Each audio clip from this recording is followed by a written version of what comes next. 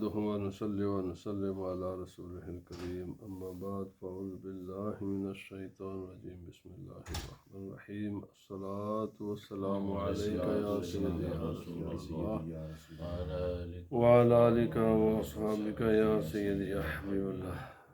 درس میلاد النبی صلی اللہ علیہ وسلم کا آج کا یہ سلسلہ آخری سلسلہ ہے، چونکہ اس کے بعد جو واقعات آ رہے ہیں وہ ہمارے ویسے بھی جو نارمل سیرت النبی صلی اللہ علیہ وسلم کے دروس ہیں ان میں کافی کچھ بیان ہو چکا ہے، اور مزید ہر جمعے کے روز جو ہمارا درس سیرت النبی صلی اللہ علیہ وسلم ہوتا ہے اس میں بیان ہوں گے۔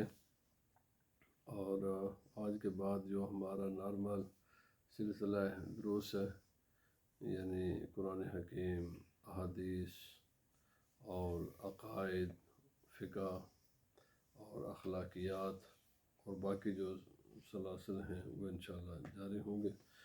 تو آج حضرت حلیمہ سعدیہ جب آپ نے نبی پاک صلی اللہ علیہ وسلم کو لیا، اور آپ جو کہ ظاہر بات ہے نبی پاک صلی اللہ علیہ وسلم مکہ معظمہ میں آپ کی جائے پیدائش ہے، اور خانہ کعبہ کہ حضرت عبد المطلب جو نبی پاک صلی اللہ علیہ وسلم کے دادا جان تھے، متولی تھے، اور نبی پاک صلی اللہ علیہ وسلم کی جائے پیدائش اور خانہ کعبہ میں کوئی زیادہ فاصلہ بھی نہیں ہے، بالکل قریب ہے ایک دوسرے کے۔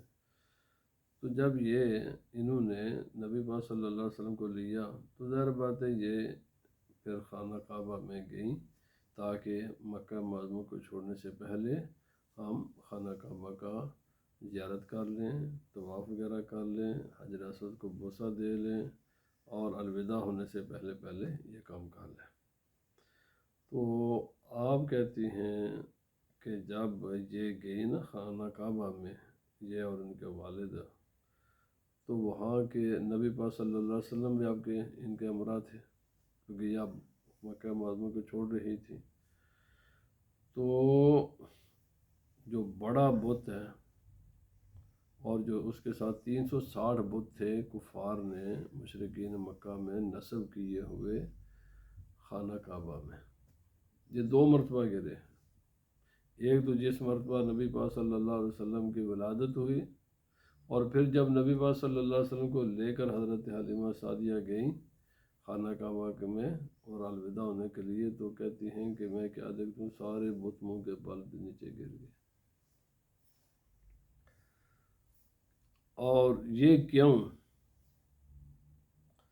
کہ یہ نبی پاک صلی اللہ علیہ وسلم کی تعظیم کے لیے ہے۔ الحمدللہ اللہ کا وہ نبی آیا ہے کہ جو اس بت پرستی کی نجاست سے ہماری جان چھڑائے گا۔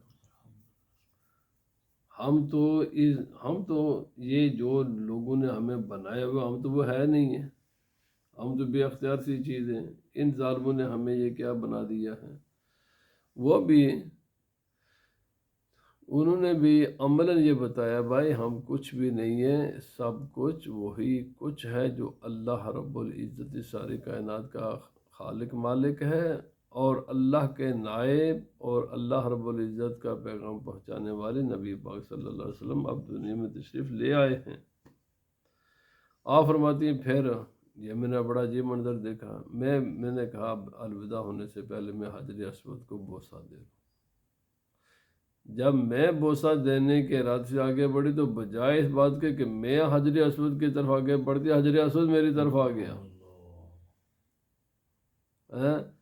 اور اس نے آ کر نبی پاک صلی اللہ علیہ وسلم کے چہرہ انور کے ساتھ آپ نے آپ کو لگا دیا، یعنی اس نے سرکار کا بوسہ لیا۔ نبی بجائے کہ نبی پاک حضرت حلیمہ سعدیہ ان کی طرف بڑھتے، وہ آگے آ گیا۔ تو میں نے یہ بڑی عجیب بات، میں نے یہ سارے جو کچھ دیکھا تھا خانہ کعبہ میں یہ معاملات، میں نے اپنے شوہر کو بتایا یہ کہ عجیب سا معاملہ ہے، یہ چیزیں میں نے دیکھی ہیں۔ تو انہوں نے کہا بھائی میں نے تجھے بتایا تھا یہ بڑے برکت والا ہے، تم ابھی بہت کچھ دیکھو گی۔ یہ جو اللہ نے ہمیں دولت عطا کی ہے نا، یہ بہت ہی بڑی دولت ہے، یہ ان کی برکاتیں ہیں۔ آپ بہت کچھ دیکھا اور کوئی آئندہ دیکھو گے۔ حضرت حلیمہ سعدیہ آپ فرماتی ہیں کہ جب یہ لے کر چلتی نا کسی بھی زمین میں، اگر خشک ہوتی تو نبی پاک صلی اللہ علیہ وسلم کی برکت سے وہ زمین ہری بھری ہو جاتی. جب کسی پتھر کے قریب سے گزرتی ہیں، کسی درخت کے قریب سے گزرتی ہیں، تو وہ پتھر کہتا السلام علیکہ یا رسول اللہ، السلام علیکہ یا نبی اللہ. وہ سلام کرتے نبی پاک صلی اللہ علیہ وسلم کو، درخت سلام کرتے نبی علیہ وسلم کو. اور یہ مسلم شریف کا حدیث پاک ہے، نبی پاک صلی اللہ علیہ وسلم نے فرمایا مجھے مکہ معظمہ کا وہ پتھر آج تک یاد ہے.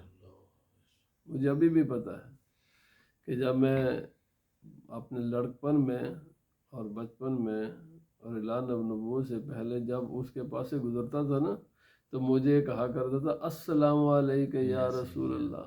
مجھے اسلام کہا کیا کرتا تھا. اور یہ بخاری شریف میں حدیث پاک ہے، نبی سے فرمایا احد پہاڑ ہم سے پیار کرتا ہے، ہم اس سے پیار کرتے ہیں. بھائی اللہ رب العزت نے نبی پاک صلی اللہ علیہ وسلم کی محبت، عشق، معرفت پتھروں کو بھی عطا کی ہے. وہ انسان پتھر سے بھی گیا گزرا ہے جسے نبی پاک صلی اللہ علیہ وسلم کی معرفت نہیں ہے. آپ فرماتے ہیں کہ جب ہم اپنے چلے گئے اپنے علاقے میں اور نبی پاک صلی اللہ علیہ وسلم جب تھوڑے سے چلنے پھرنے کے قابل ہوئے تو آپ کبھی کبھی نا اپنے بھائی کے ساتھ، جو ان کے رضاعی بھائی تھے، حضرت حلیمہ سعدیہ کے دوسرے بیٹے، یہ بھی کبھی کبھی باہر چلے جاتے ہیں. تو بچوں کی عادت ہوتی ہے اور بچے جو ہے نا یہ پسند کرتے ہیں باہر جانا. تو یہ واپس آ کر کہتے ہیں بڑی عجیب معاملہ ہے. جب یہ باہر جاتے ہیں تو کہتے یہ میرا جو حجازی بھائی ہے نا، جب بھی کسی خشک زمین پر قدم رکھتا ہے تو اسی وقت ہری بھری ہو جاتی ہے. میں رکھتا ہوں کچھ بھی نہیں ہوتا، یہ رکھتا تو زمین ہری بھری ہو جاتی ہے. اور جب پانی ہمیشہ کنویں کے پانی کیا ہوتا ہے نیچے پانی کی طرف جھکنا پڑتا ہے. ساری باقی دنیا اپنا پانی پینے کے لیے اور اپنی بکریوں کو پانی پلانے کے لیے پانی کی طرف جھکا کرتے تھے نیچے لینے کے لیے. فرمایا لیکن جب ہم یا ہماری بکریوں کو ضرورت ہوتی نا پانی پینے کی تو ہم کنویں کے قریب جاتے، پانی بکریوں کی طرف آ جاتا، پانی اوپر آ جاتا. اور یہ تو بہت سے واقعات، بہت سے احادیث میں. اور فرمایا جب سورج چڑھتا نا اور گرمی ذرا تیز ہو جاتی تو نبی پاک صلی اللہ علیہ وسلم پر ایک بادل آتا جو سایہ کر دیتا. اور چرند پرند نبی پاک صلی اللہ علیہ وسلم کے جب تشریف لاتے نا تو آپ کے پاس کھڑے ہو جاتے، آ کر سلام عرض کرتے. تو یہ ساری باتیں وہ بڑے بڑے یعنی آ کر اپنے والدہ کو بتاتے حضرت حلیمہ سعدیہ کو کہ ہم نے یہ سارے بچی غریب معاملات دیکھتے ہیں، ان کے ساتھ یہ کیا ہوتا ہے. بھائی جانور ہیں وہ بھی ان کو پاس کھڑے ہو کر سلام کہتے ہیں. پانی خود بخود کنویں کے اوپر آ جاتا ہے. فتح الباری یہ بخاری شریف کی شرح ہے، اس میں ہے کہ رسول اللہ صلی اللہ علیہ وسلم نے اپنے اوائل عمری میں، یعنی ابھی بچوں کے بولنے کی عمر نہیں، تو بچہ تو بولتا تو کچھ دیر کے بعد نبی پاک صلی اللہ علیہ وسلم نے کئی مرتبہ اپنے اس عمر میں کلام فرمایا ہے کہ جو بچوں کے کلام کرنے کی عمر نہیں ہوتی. حضرت عبداللہ بن عباس رضی اللہ تعالی عنہما روایت کرتے ہیں حضرت حلیمہ سعدیہ سے کہ ظاہر بات ہے آپ تک روایت کہاں پہنچی، حضرت حلیمہ سعدیہ کے بیان پہنچا حضرت عبداللہ بن عباس تک. حضرت عبداللہ بن عباس نے آگے پھر روایت کیا حضرت حلیمہ سعدیہ کہتے ہیں کہ جب میں اپنا دودھ آپ کو پلاتی نا تو رسول اللہ صلی اللہ علیہ وسلم یہ کلام فرمایا کرتے تھے اپنے بچپن دودھ پینے کے زمانے میں، اللہ اکبر کبیرہ والحمد للہ کثیرہ فسبحان اللہ وبحمدہ بکرۃ و اصیلا۔ نبی پاک صلی اللہ علیہ وسلم بچے جب دودھ پیتے ہیں تو پھر تھوڑے سے پیچھے ہٹ جاتے ہیں، پھر دودھ پیتے ہیں، تو جب یہ زمانہ وقت اس میں نبی پاک صلی اللہ علیہ وسلم اللہ کا یہ ذکر فرماتے ہیں۔ حضرت حلیمہ سعدیہ کہتی میں سنتی، اور پھر یہ واقعہ آپ نے بیان کیا تو پھر حضرت عبداللہ بن عباس رضی اللہ تعالیٰ عنہما نے اس کو بیان کیا۔ بچوں کے بچپن میں عادت بھی ہوتی ہے کھیلنے کودنے کی، باقی بچے کھیلتے، لیکن نبی پاک صلی اللہ علیہ وسلم نے کبھی بچوں کے ساتھ کوئی کھیل ایسا نہیں جیسے بچے کھیلتے نہیں کھیلتے۔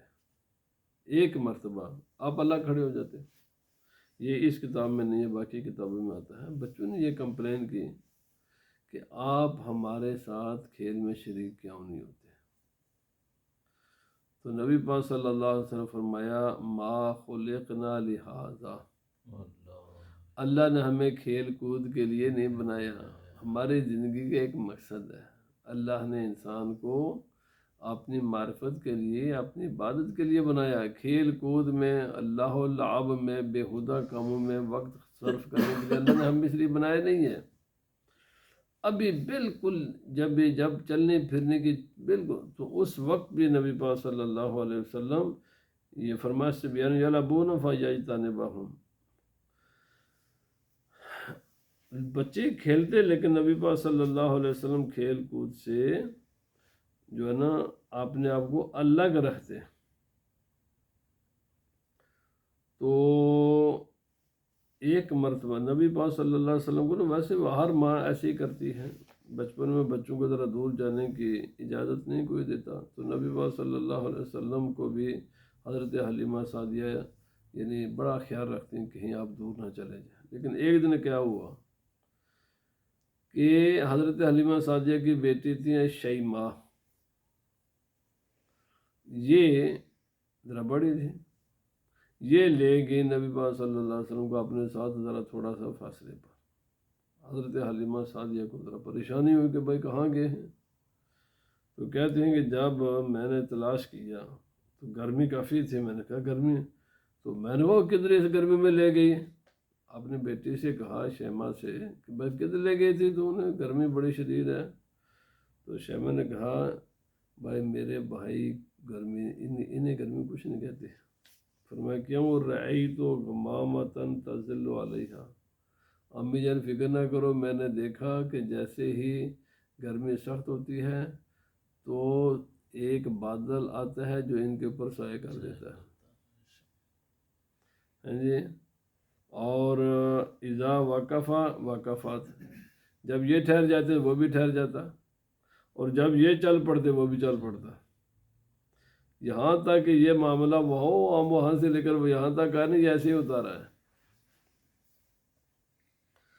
تو مقصد یہ ساری برکات ہے، یہ ساری برکات، اور اس کے علاوہ بہت کچھ جو کچھ کتابوں میں اور آتا ہے کہ نبی پاک صلی اللہ علیہ وسلم کے برکات ہے۔ اچھا یہ گواہی کس نے دی؟ آپ کی والدہ حضرت آمنہ نے، آپ کے رضائی والدہ حضرت حلیمہ سعدیہ، آپ کے رضائی بہن حضرت شیمہ، آپ کے جو بھائی ہیں، اور باقی وہ لوگ کہ جن کے ساتھ رسول اللہ صلی اللہ علیہ وسلم کا بچپن گزرا، یہ ساری گواہیاں ان کی، اور سب کچھ کتابوں میں محفوظ ہے۔ اور بیان کون کیا کرتے تھے؟ صحابہ کرام۔ مجھے کل کے درس میں ایک ساتھی نے کسی نے سوال بھیجا، جی صحابہ کرام سے نے کوئی یہ کیا ہے جو تم کرتے ہو؟ اچھا آسان سی بات ہے، پہلی بات تو یہ ہے جناب، صحابہ کرام نے نبی پاک صلی اللہ علیہ وسلم کے لیے اپنے سر کٹائے۔ تم کیا ہو یار، بات کس کی بات کرتے ہو؟ مقصد سر کٹائے ہیں صحابہ کرام نے، اپنی اولادیں دی، یہ تم ان کی بات کرتے ہو، صحابہ کرام کی بات کرتے ہو، اپنے مال دیے ہیں، اپنا تن من دہن قربان کیا ہے۔ حضرت بخاری شریف میں حدیث پاک ہے، امام بخاری، میں نے کہا بخاری شریف پڑھو پھر خود، یہ ویسے نہیں، ہاں ایمان کی آنکھ ہونی چاہیے۔ حضرت عبداللہ بن عمر رضی اللہ تعالی عنہما، آپ نے مکہ معظمہ سے لے کر مدینہ طیبہ تک اور مدینہ طیبہ سے لے کر مکہ معظمہ تک جہاں جہاں بھی رسول خدا صلی اللہ علیہ وسلم نے نماز پڑھی ہے نا، ایک ایک جگہ کی ایکیوریٹلی آپ نے نشاندہی فرمائی ہے، اور آپ جس جگہ پر سرکار دو عالم صلی اللہ علیہ وسلم نے نمازیں پڑھی ہیں، آپ تلاش کر کے ان کے ساتھ ان جگہوں پر نمازیں پڑھا کرتے تھے۔ اچھا، کس حدیث میں نبی صلی اللہ علیہ وسلم فرمایا جس جگہ پر میں نے نماز پڑھی تم بھی وہاں پڑھو؟ یہ کس حدیث میں کہ نبی صلی اللہ علیہ وسلم کا کس فرمان؟ ایک بات، یہ تو میں نے ایک مثال دی ہے، ہزاروں آپ کو ایسی مثالیں ملیں گے۔ صحابہ کرام کی محبت یار، اس کا تو کوئی انسان سوچ ہی نہیں سکتا۔ نہ وہ پاکیزہ لوگ تھے جو مثالیں قائم کر گئے ہیں، اور فرمایا ہماری مثالیں قیامت تک لوگ دیں گے۔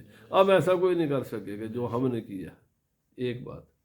دوسری بات، دو کاموں میں سے ایک ہی ہے، وہی کا تو سلسلہ ہو گیا نا بند ہے نا جی نبی صلی اللہ علیہ وسلم کے بعد۔ اب یہ جو جتنی کتابیں بھری پڑی ہیں روایات کی، رسول خدا صلی اللہ علیہ وسلم کے ان برکات اور یہ ساری چیزیں، اس کی پہلی کڑی کون ہے؟ میرے بات سوچو، غور و فکر کرو، وہی کا سلسلہ بند ہے۔ یہ جتنی رسول خدا صلی اللہ علیہ وسلم کی ولادت باسعادت کے موقع پر زمانہ رضاعت میں باقی جو معاملات ہیں، یہ امت تک آج 1400 سال بعد ہم بیان کرتے ہیں، اور کتابوں میں لکھی ہوئی یہ باتیں آئی کہاں سے ہیں؟ بات کو سمجھو، یہ آئی کہاں سے ہیں؟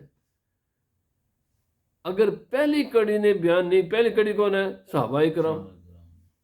اگر یہ واقعہ صحابہ کرام بیان نہیں کیا کرتے تھے تو دوسری نسل کو پتہ کیسے چلا؟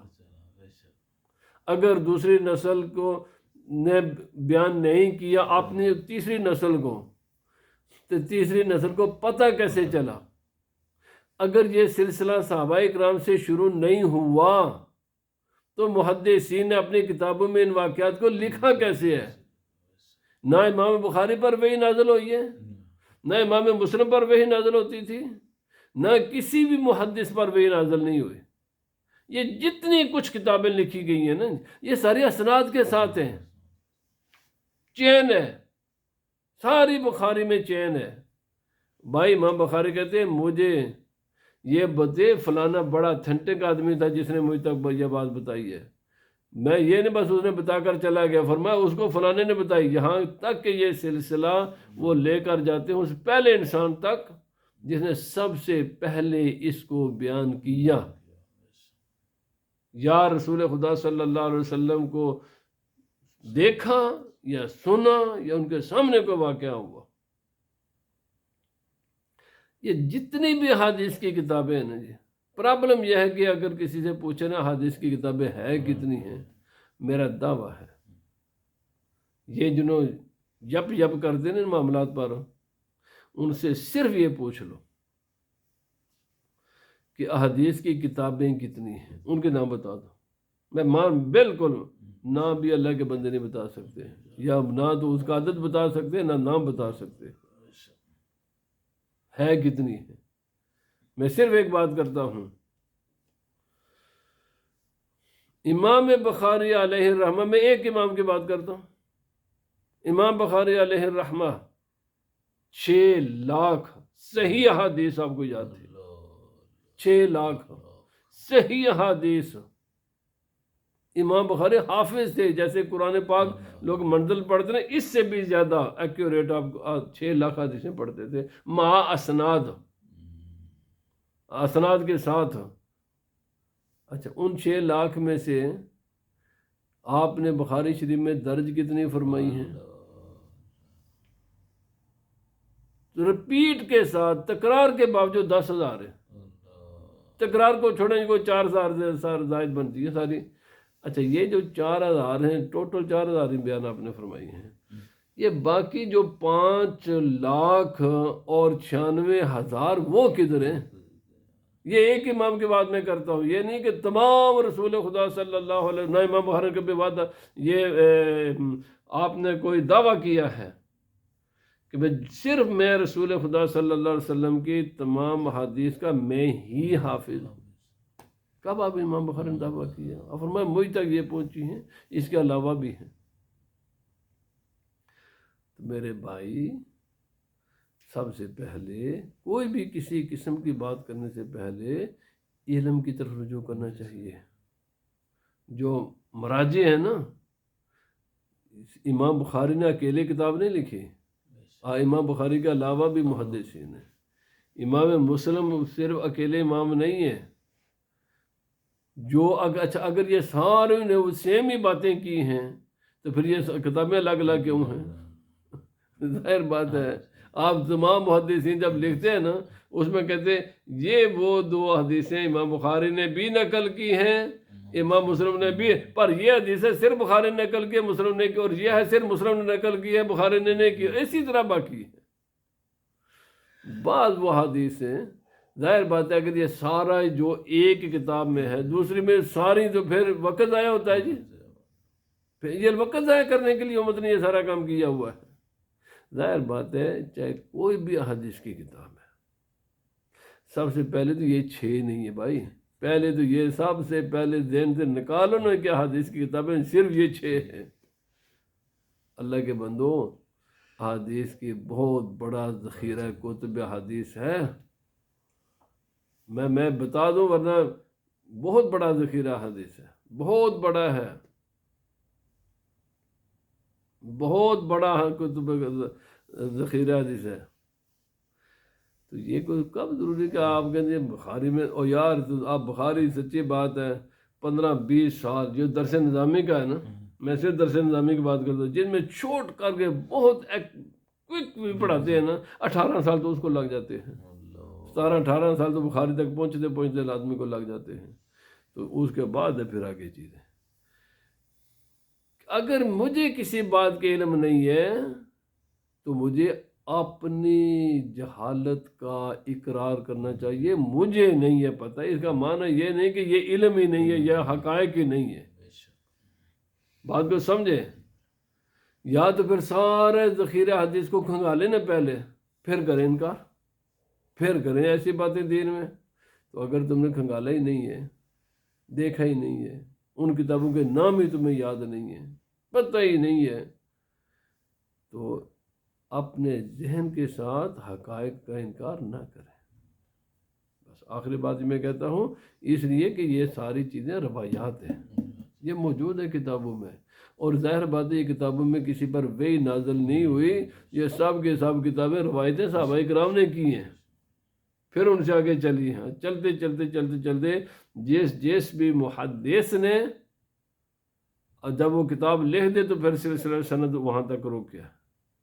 کیوں؟ اگر آج ہوتا تو آج تو کسی لیے 40-50 بلکہ اس سے بھی زائد، چلو 4 پشتیں ہم کرتے ہیں 1 سینچری میں، 4 تو کرتے ہیں، ویسے تو زیادہ ہوتی ہیں، تو پھر بھی آئے تھا 50 کے قریب لگ بھگ سندیں ہوتی. 50 آدمی کا نام لینے کے بعد پھر وہ، تو میرے بھائی یہ کتابیں بہت بہت بڑی بن جاتی ہیں. اس لیے ان کا احسان ہوا، پوری امت نے اعتماد کیا. امام بخاری نے جو کو لکھا، اب سند کا سلسلہ کہاں ہے؟ بس امام بخاری سے لے کر نبی پاک صلی اللہ علیہ وسلم تک، امام مسلم سے لے کر نبی پاک صلی اللہ علیہ وسلم، امام ترمذی سے لے کر نبی پاک صلی اللہ علیہ وسلم تک، امام ابو داؤد سے لے کر نبی وسلم، امام نسائی سے لے کر، امام احمد بن حنبل سے لے کر، امام مالک سے لے کر. وہ اللہ، یہ احسان ہے، یہ خدا کا احسان ہے کہ یہ سب چیزیں ڈاکومنٹڈ ہو گئی ہیں. ورنہ 50 آدمی کا نام یاد رکھتے ایک حدیث کے لیے. آج تو جناب آپ لوگوں نے اپنے دادے کا نام نہیں پتا، 50 یاد کر دے. ٹھیک ہے، اللہ حافظ. اللہ پاک ہمیں نبی صلی اللہ علیہ وسلم کی سچی محبت نصیب فرمائے.